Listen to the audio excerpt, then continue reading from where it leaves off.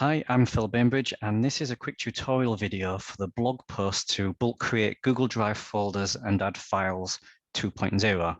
So there's information on the blog post itself about what the tool does and some of the special features of it.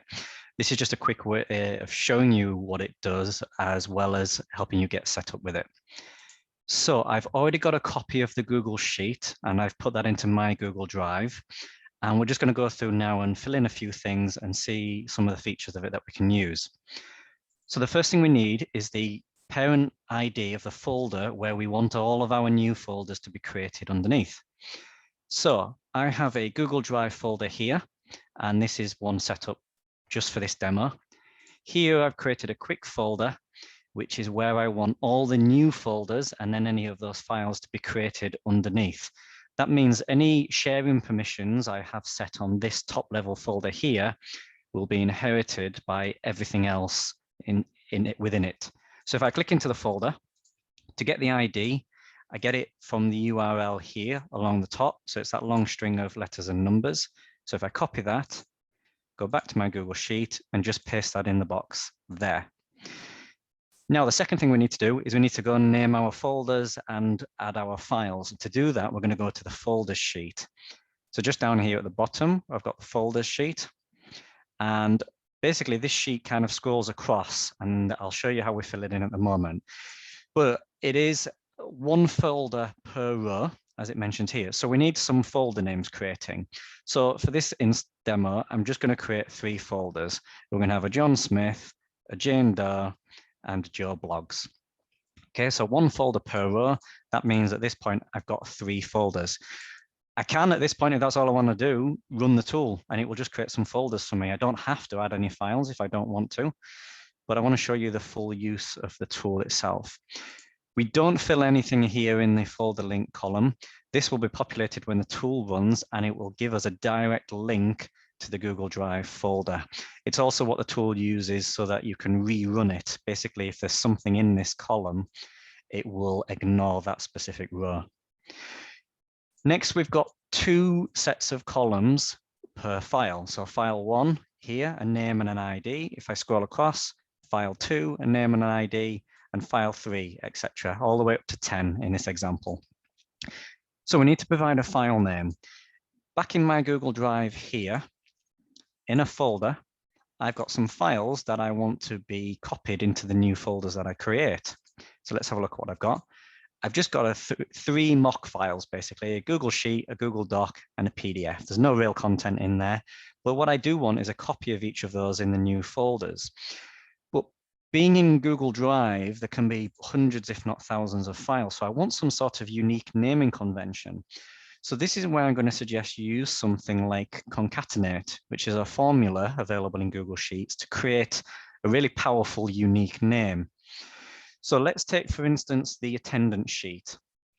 I would prefer to have John Smith, the folder name, as part of the new file that is created. So the way I'm going to do that is I'm going to say equals and start typing in the word concatenate until I get the option here. And what this is going to do is it's going to join some strings together for me. So that's all I need to do now.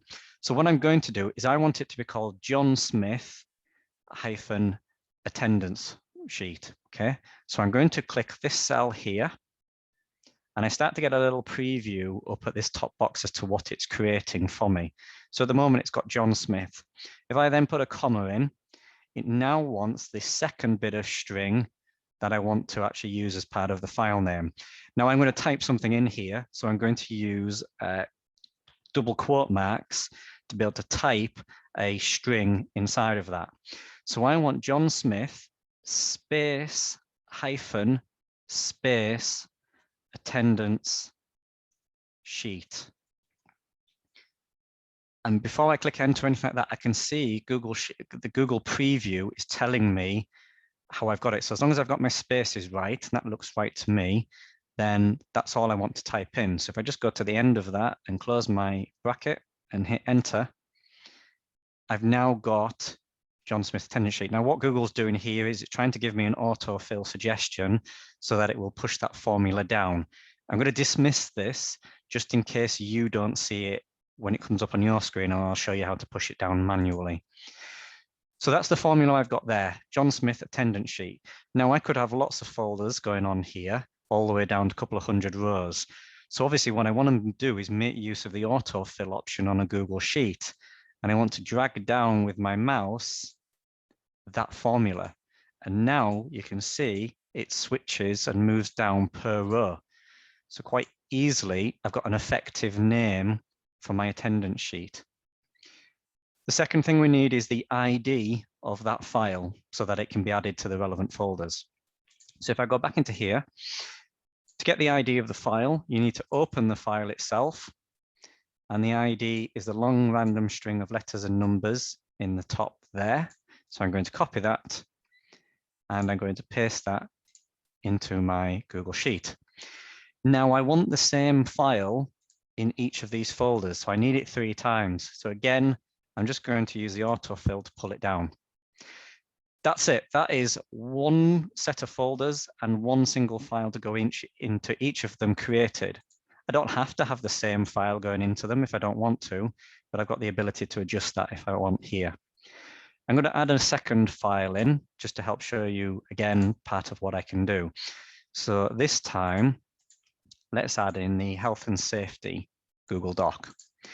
But this time let's say I want the word health and safety at the beginning of the file name. So I want health and safety space hyphen John Smith. So let me go back over here. And again, I'm going to put equals concatenate and let it pop up for me. So I need to enter my string now. Well, I want my text in there first. I want health and safety.